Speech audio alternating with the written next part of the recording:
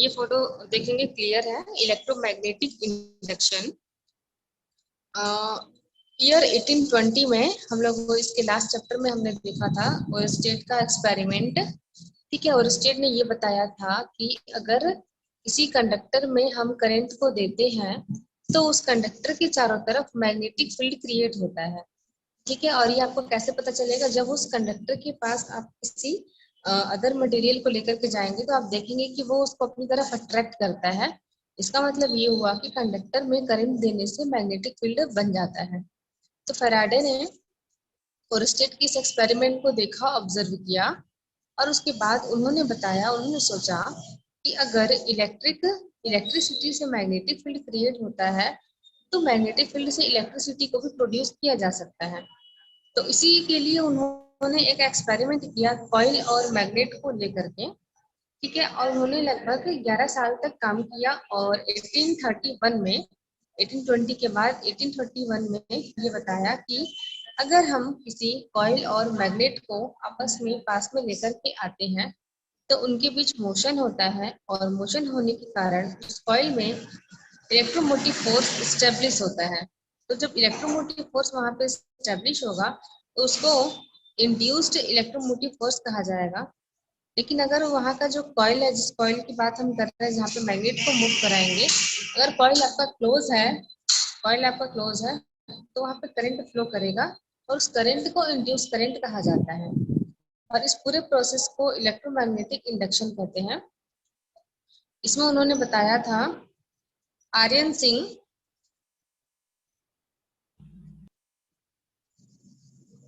Screen को touch नहीं करना है। तो अगर करंट के थ्रू मैग्नेटिक फील्ड क्रिएट होता है तो मैग्नेट के थ्रू भी करंट आएगा। ठीक है, और ये जो एक्सपेरिमेंट है फैराडे एक्सपेरिमेंट, इसमें हम देखेंगे कि किस तरह से मैग्नेट के थ्रू इलेक्ट्रिक करंट प्रोड्यूस होता है।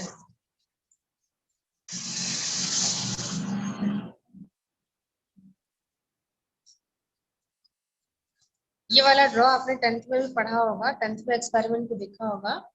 ठीक है, इस एक्सपेरिमेंट में 4 ड्रॉ दिए हैं, ए बी सी डी। चारों में अलग अलग कंडीशन है। जो ए और सी कंडीशन है इसमें देखेंगे कि जो आपका मैग्नेट है वो रेस्ट पर होगा और बी और डी में मूविंग कंडीशन पे होगा। ठीक है, तो सबसे पहले हम देखते हैं ए वाला। अगर मैग्नेट और कॉइल, ये आपका मैग्नेट हो गया जिसका नॉर्थ और साउथ पोल है, और ये आपका कॉइल हो गया। इस कॉइल में एक गैल्वेनोमीटर लगा हुआ है ताकि इससे ये पता लग सके कि उस कॉइल में करंट आ रहा है या नहीं आ रहा है और किस डायरेक्शन में आ रहा है। तो हमने इस मैग्नेट को और इस कॉइल को दोनों को रखा और दोनों रेस्ट पर है यहाँ पे। तो आप देखेंगे कि दोनों अगर एक दूसरे से डिस्टेंस पर है और रेस्ट पर है तो गैल्वेनोमीटर का जो नीडल है उसमें कोई भी डिफ्लेक्शन नहीं होता है। देन अब क्या करेंगे, हम मैग्नेट को नॉर्थ पोल की साइड से कॉइल के पास लेकर के आते हैं। तो जैसे ही आप मैग्नेट को नॉर्थ पोल के पास से कॉइल के पास लाते हैं तो वहां पे उस मैग्नेट के कारण उसका मैग्नेटिक फील्ड का एरिया क्रिएट होगा, और वो जैसे ही कॉइल के पास आता है उस कॉइल में करंट फ्लो करने लगता है। ठीक है, और ये कैसे पता लगेगा? क्योंकि जो गैल्वेनोमीटर का नीडल है उसका डिफ्लेक्शन देखेंगे, जैसे कि हमने नॉर्थ पोल को अंदर की ओर एंटर किया है तो गैल्वेनोमीटर का डिफ्लेक्शन भी इस साइड पे होगा। दोनों का डिफ्लेक्शन सेम होता है, सेम डायरेक्शन पे होता है, और जो करंट है वो देखेंगे एंटी क्लॉकवाइज मूव करने लगता है। तो अगर जैसे ही हम मैग्नेट को कॉइल के पास लाएंगे और कॉइल में गैल्वेनोमीटर में डिफ्लेक्शन होने लगेगा, तो यहाँ पे हमको ये समझ में आ जाता है कि इस मैग्नेट के थ्रू इस कॉइल में इलेक्ट्रिसिटी प्रोड्यूस हो गई है। थर्ड कंडीशन में क्या करेंगे, उस मैग्नेट को फिर हम उससे थोड़ा सा दूर ले आकर रेस्ट पे रख देंगे, उसको मूव नहीं कराएंगे। अगर हम इसको मूव नहीं कराएंगे तो गैल्वेनोमीटर फिर से नल डिफ्लेक्शन दिखाता है। एंड लास्ट वाले में जैसे ही हम मैग्नेट को साउथ पोल की साइड से दूर लेकर के जाते हैं या दूर ले जाने की कोशिश करते हैं तो इसमें रिवर्स डायरेक्शन में गैल्वेनोमीटर में डिफ्लेक्शन होगा। जैसे कि हमने इसको इस साइड से लेके जाते हैं तो इसका डिफ्लेक्शन भी इस डायरेक्शन पे ही होगा और इस कॉइल में करंट फ्लो करने लगता है। तो ये जो था 4 कंडीशन, इसी एक्सपेरिमेंट के थ्रू उन्होंने बताया था कि किस तरह से मैग्नेट के थ्रू कॉइल में करंट आता है। ठीक है, अगर हम मैग्नेट को बहुत ज्यादा फास्ट फास्ट मूव कराएंगे तो इसका जो डिफ्लेक्शन है वो भी बढ़ने लगता है। इसके अलावा ये जो कॉइल हमने लिया हुआ है, इस कॉइल में अगर हम नंबर ऑफ टर्न ज्यादा कर देते हैं तो डिफ्लेक्शन भी ज्यादा आएगा, क्योंकि जितने नंबर ऑफ टर्न्स होंगे उतना ही करंट वहां फ्लो करता है। मैग्नेट को जब हम रेस्ट पे रखते हैं तो कोई भी डिफ्लेक्शन नहीं आएगा, लेकिन जैसे ही इसको मैग्नेट को इसके पास लाते हैं या इसे दूर लेकर के जाते हैं, यहाँ पे डिफ्लेक्शन होने लगता है। और मैग्नेट और कॉइल के बीच रिलेटिव मोशन होने के कारण ही वहां पे इंड्यूस करंट प्रोड्यूस होता है। ये था आपका एक्सपेरिमेंट इलेक्ट्रोमैग्नेटिक इंडक्शन के लिए। इसके बाद एक और एक्सपेरिमेंट देखेंगे।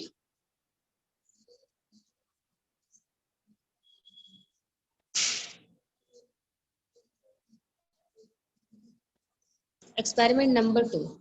इस एक्सपेरिमेंट में हमने दो सोलेनॉइड लिया है। फर्स्ट वाले को प्राइमरी सोलेनॉइड प्राइमरी कॉइल कहेंगे, सेकंड वाले को सेकेंडरी कॉइल कहेंगे। इसके अलावा फर्स्ट जो कॉइल है आपका, इसमें हमने बैटरी कनेक्ट किया है प्लग की, और रियोस्टेट कनेक्ट किया है।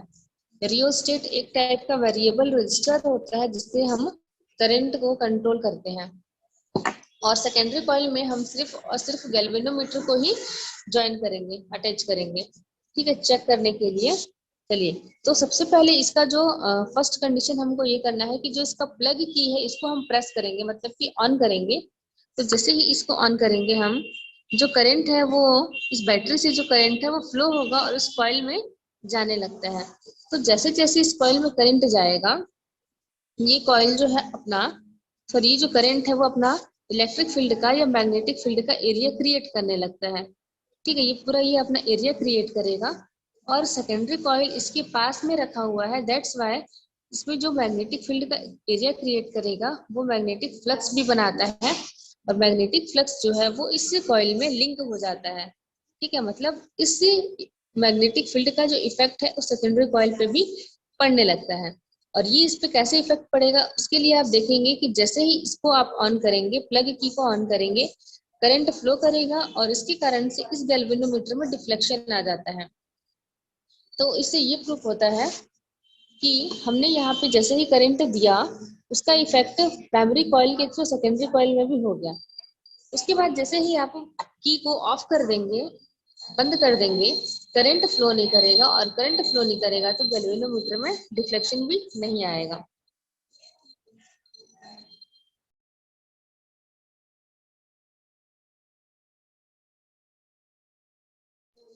सॉरी, ये क्या होगा एक्चुअली, जैसे ही हम इसको ऑफ कर देंगे, गैल्वेनोमीटर में डिफ्लेक्शन आता है बट अपोजिट डायरेक्शन पे आता है। ठीक है, और यहाँ पे जो रियोस्टेट लगा है वो करंट को कंट्रोल करेगा, और कंट्रोल करके जितने अमाउंट का करंट है यहाँ पे जाना है उतने ही अमाउंट का करंट को वो फ्लो करता है। ये जो एक्सपेरिमेंट है, इस एक्सपेरिमेंट के थ्रू हम लोग म्यूचुअल इंडक्शन का प्रोसेस को भी समझेंगे। अभी देखते हैं फैराडे का एक्सपेरिमेंट का एक्सप्लेनेशन। इस दोनों एक्सपेरिमेंट से ये पता चला कि जो फैराडे थे उन्होंने ये बताया कि लिंक फ्लक्स कब लिंक होता है कॉइल में, जब हम उसमें मैग्नेट के पास में कॉइल को लेकर के आएंगे तो मैग्नेटिक फील्ड क्रिएट होगा और मैग्नेटिक फ्लक्स लिंक हो जाता है। फर्स्ट एक्सपेरिमेंट में क्या था कि हमने नॉर्थ पोल जो था बार मैग्नेट का, उसको कॉइल के पास लेकर के आए तो गैल्वेनोमीटर में डिफ्लेक्शन आया। जैसे ही नॉर्थ पोल को कॉइल के पास लेकर के जितना आते जाएंगे उतना ही उसमें मैग्नेटिक फ्लक्स लिंक होता है और उसका जो गैल्वेनोमीटर है वो डिफ्लेक्ट होता है। ठीक है, और जैसे ही आप उसको से दूर लेकर के जाएंगे उसमें भी मैग्नेटिक फ्लक्स की जो वैल्यू है वो कम होने लगती है, डिक्रीज होने लगती है। इस कारण से गैल्वेनोमीटर का डिफ्लेक्शन इस डायरेक्शन पे आ जाता है। बट अगर हम मैग्नेट और कॉइल दोनों को रेस्ट पे रखते हैं तो वहां पे कोई भी फ्लक्स लिंक नहीं होगा, और कॉइल आपका कांस्टेंट रहेगा, मैग्नेट कांस्टेंट रहेगा, और वहां पे ईएमएफ भी प्रोड्यूस नहीं होता है। ये था फर्स्ट एक्सपेरिमेंट में।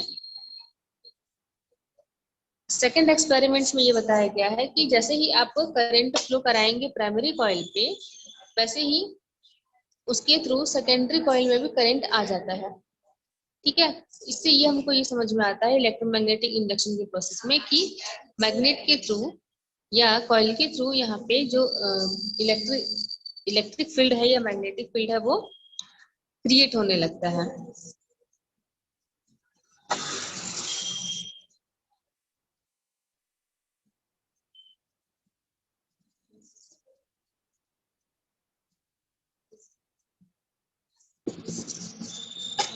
आगे देखेंगे Faraday law of electromagnetic induction.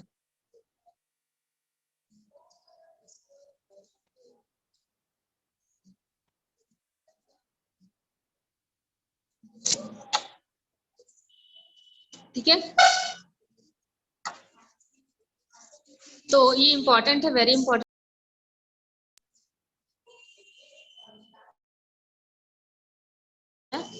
Faraday ने अपने जो 2 एक्सपेरिमेंट बताए थे उन दोनों एक्सपेरिमेंट की बेसिस पे लॉ बताया जिसको Faraday law of electromagnetic induction कहा जाता है। इसके 2 लॉ बताए गए हैं, फर्स्ट और सेकेंड लॉ। ठीक है, तो फर्स्ट लॉ जो है वो 2 पार्ट में डिवाइडेड है, ए और बी। यहाँ पे ये लिखा हुआ है कि अगर किसी मैग्नेट का मैग्नेटिक फ्लक्स, किसी सर्किट में जो मैग्नेट लगा है और उसके मैग्नेटिक फ्लक्स में कोई भी चेंजेस आता है तो उसमें ईएमएफ प्रोड्यूस होगा। जैसे कि ये मैग्नेट है और ये आपका कॉइल है। ठीक है, जैसे ही आप उसको मूव करेंगे, है ना, मैग्नेटिक फ्लक्स लिंक होता है इस कॉइल में। तो अगर हम इस मैग्नेट में कोई भी चेंजेस करते हैं, अगर हम स्ट्रांग मैग्नेट लेते हैं या वीक मैग्नेट लेते हैं, तो उसके थ्रू, उस मैग्नेट के थ्रू उस कॉइल में ईएमएफ बनने लगता है। इसके बाद सेकंड है कि अगर हम ईएमएफ की वैल्यू को चेंज करना चाहते हैं, अगर ईएमएफ की वैल्यू चेंज होगी तो इसका मतलब ये है कि जो मैग्नेट है या मैग्नेटिक फ्लक्स उसकी वैल्यू भी चेंज होगी। अगर आप स्ट्रांग मैग्नेट लेते हैं तो यहाँ पे ज्यादा ईएमएफ बनेगा और वीक मैग्नेट लेंगे तो यहाँ पे कम ईएमएफ बनता है। ये फर्स्ट लॉ में बताया। Second law, the magnitude of induced EMF, E की जो वैल्यू है वो डायरेक्टली प्रोपोर्शनल होती है rate of change of magnetic flux. E is directly proportional rate of change of magnetic flux. Rate of change of का मतलब जो आपका दो हम यहाँ पर लेंगे मैग्नेटिक फ्लक्स, एक φ1 और एक φ2। तो φ2 को जब φ1 से माइनस करेंगे तो आपका निकलेगा rate of change of magnetic flux, और φ2 माइनस φ1 को हम डेल फाइ के फॉर्म में लिख सकते हैं। तो सबसे पहले एक्सप्लेनेशन देखेंगे। एक्सप्लेनेशन अगर देखना है फर्स्ट लॉ का तो वो आपका फैराडे का एक्सपेरिमेंट वाला जो मैंने बताया था, 2 एक्सपेरिमेंट, वही है आपका एक्सप्लेनेशन फर्स्ट लॉ का। सेकेंड लॉ का देखते हैं। जैसे ही मैग्नेट को फास्ट फास्ट मूव कराते हैं उस कॉइल में भी जो मैग्नेटिक फ्लक्स है वो फटाफट फटाफट क्रिएट होने लगता है। ठीक है, और इस कंडीशन पे जो करंट की वैल्यू है वो भी ज्यादा हो जाती है, तो गैल्वेनोमीटर भी सबसे ज्यादा डिफ्लेक्शन देने लगता है। लेट जो कॉइल में मैग्नेटिक फ्लक्स लिंक हो रहा है, फर्स्टली φ1 क्रिएट होगा, उसके बाद φ2 क्रिएट होगा। टाइमिंग जैसे जैसे बढ़ता जाएगा वैसे वैसे उसमें मैग्नेटिक फ्लक्स भी बनता जाएगा।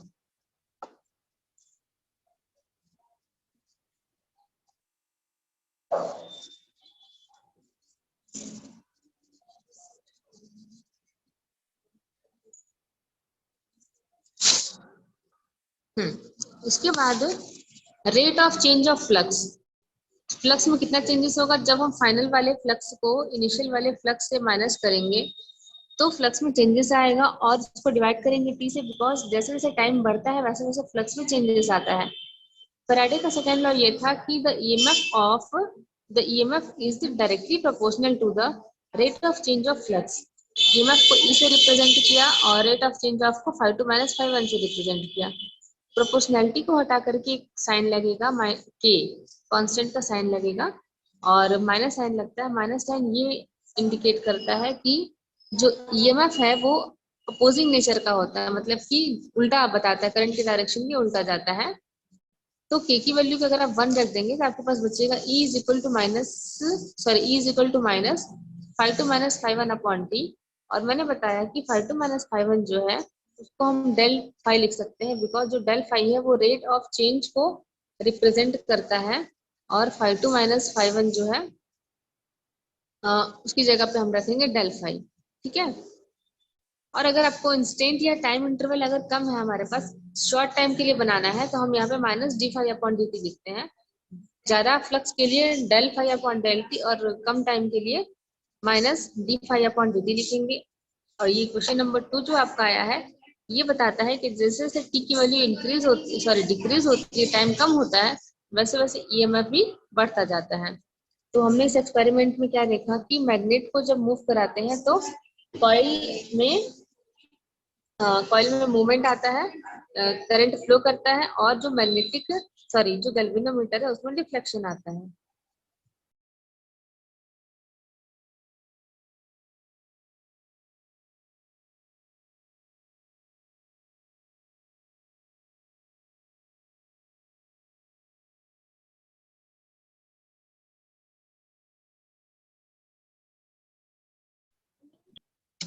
अभी तक जो बताई हूँ इसमें कोई डाउट है तो पूछ लो।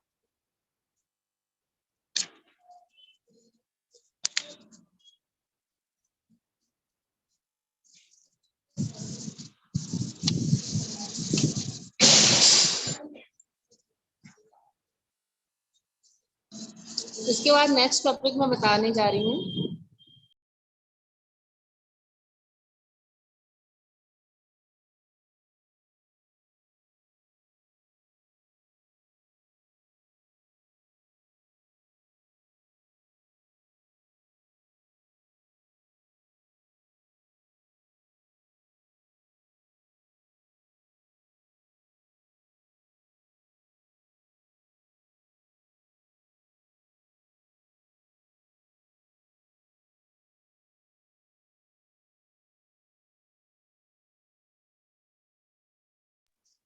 दो टॉपिक और बता रही हूँ, लेंज लॉ और फ्लेमिंग राइट हैंड रूल। ठीक है, लेंज लॉ और फ्लेमिंग राइट हैंड रूल, इसका हम यूज करते हैं इंड्यूस्ड करंट के डायरेक्शन को डिटरमाइन करने के लिए। फर्स्ट देखते हैं लेंज लॉ। लेंज ने ये बताया था कि जो इंड्यूस करंट का डायरेक्शन होता है वो उस रीजन का अपोज करता है जिस रीजन से वो प्रोड्यूस हुआ है। मतलब कि वो किस रीजन का अपोज करेगा। इंड्यूस करंट कब आता है, जब मैग्नेट और कॉइल के बीच में रिलेटिव मोशन होता है तो वहां पे इंड्यूस करंट बनने लगता है। लेकिन जैसे ही वो इंड्यूस करंट बनता है वो उसी रीजन का अपोज करता है। तो लेंज लॉ ने इस लॉ का, सॉरी लेंज ने इस लॉ का यूज किया था इंड्यूस करंट के डायरेक्शन को पता लगाने के लिए।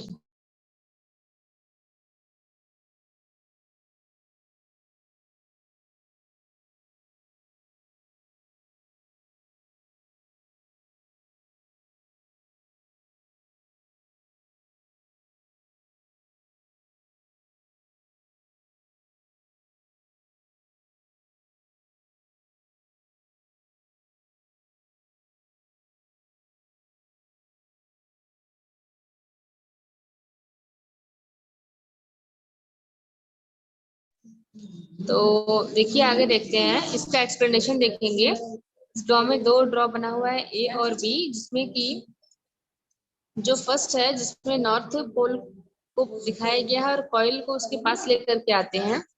ठीक है, जब हम मैग्नेट की एन पोल को कॉइल के पास लेकर के आते हैं तो उस कॉइल में इंड्यूस करंट बनने लगता है। और जैसे ही इंड्यूस करंट बनने लगेगा वो उस नॉर्थ पोल के मोशन को अपोज करता है। मतलब जिस रीजन से वो क्रिएट होता है, जैसे कि मैग्नेट के पास लाने से वो क्रिएट हुआ है तो उसी रीजन का वो अपोज करेगा। ठीक है। तो यहाँ पे जो कॉइल है आपका, ये जो कॉइल है वो जब नॉर्थ पोल के पास आएगा तो इसमें ये आपका नॉर्थ साइड बन जाता है। इसमें जो फेस क्रिएट होगा, जो मैग्नेट के पास आएगा वो नॉर्थ पोल की तरह काम करता है, क्योंकि इसमें जो करंट है वो अपोजिट डायरेक्शन में फ्लो करने लगता है। और जो दूसरा ड्रॉ दिया हुआ है इसमें ये बताया गया है कि जैसे ही हम इस मैग्नेट के नॉर्थ पोल को इस कॉइल से दूर लेकर के जाते हैं, इंड्यूस करंट इसमें वापस बनेगा, बट वो अपोजिट डायरेक्शन पे बनता है। देखेंगे यहाँ पे जो डायरेक्शन है एरो का वो अपोजिट बन रहा है, मतलब कि क्लॉकवाइज डायरेक्शन पे बनता है, मतलब कि वो साउथ पोल की तरह बिहेव करता है। तो जब मैग्नेट को कॉइल के पास लेकर के आएंगे तो उस कॉइल नॉर्थ पोल बन जाएगा, और जब मैग्नेट को कॉइल से दूर लेकर के जाते हैं तो वो साउथ पोल बन जाता है। तो जहां पर भी करंट का डायरेक्शन साउथ क्लॉकवाइज होगा उसको हम साउथ पोल लेंगे, और जहां पर करंट का डायरेक्शन एंटी क्लॉकवाइज होगा उसको हम नॉर्थ पोल लेते हैं। ये था आपका लेंज लॉ। ठीक है, अब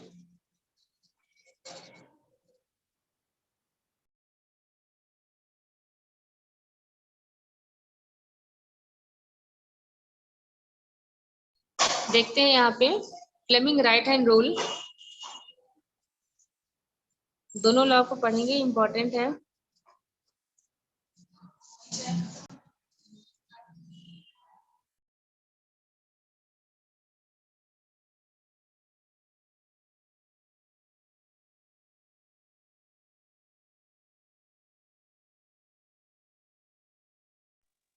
फ्लेमिंग राइट हैंड रूल, हाँ, इसको जनरेटर रूल भी कहते हैं। जनरेटर रूल यहाँ पे देखेंगे कि स्ट्रॉन्ग मैग्नेट लिया हुआ है एक, जिसका ये नॉर्थ पोल हुआ और ये साउथ पोल हुआ, और इसके बीचों बीच में हमने कंडक्टर को, स्ट्रेट कंडक्टर को रखा हुआ है। तो जब किसी स्ट्रेट कंडक्टर को मैग्नेटिक फील्ड के बीच में रोटेट किया जाता है तो वहां पे इंड्यूस करंट बनने लगता है। इंड्यूस करंट की डायरेक्शन को निकालने के लिए हम यहाँ पे फ्लेमिंग ने बताया था अपने राइट हैंड को यूज करेंगे। और राइट हैंड की जब तीनों फिंगर्स को, फोर फिंगर, मिडिल फिंगर और थंब को जब इस तरह से स्ट्रेच करते हैं, तो जो आपका फोर फिंगर है वो करंट का डायरेक्शन बताता है, मेन करंट का डायरेक्शन बताता है। मैग्नेटिक फील्ड जो है वो हमेशा करंट के 90 डिग्री पे होता है, तो जो फोर फिंगर है वो मैग्नेटिक फील्ड का डायरेक्शन बताएगा। और जो मिडिल फिंगर है जो नीचे की ओर होता है वो इंड्यूस करंट का डायरेक्शन बताएगा। ठीक है, याद रखेंगे जो इंड्यूस करंट होता है वो मेन करंट के जस्ट अपोजिट डायरेक्शन पे होता है। यहाँ पे ये तीनों ही फिंगर जो है एक दूसरे के म्यूचुअली परपेंडिकुलर हो जाती है, और करंट का डायरेक्शन की अपोजिट डायरेक्शन पे आता है इंड्यूस करंट का डायरेक्शन, और मैग्नेटिक फील्ड ऑलवेज करंट के 90 डिग्री पे होगा। तो ये दोनों रूल इंपॉर्टेंट है। और इसके बाद जो भी आपको मैंने एक्सप्लेन किया है उसमें कोई डाउट होगा तो व्हाट्सएप पर पूछेंगे। नेक्स्ट क्लास में हम देखेंगे सेल्फ इंडक्शन और म्यूचुअल इंडक्शन। ठीक है, मीटिंग एंड कर रही हूँ मैं। डाउट जो भी होगा आप मुझसे पूछेंगे व्हाट्सएप में।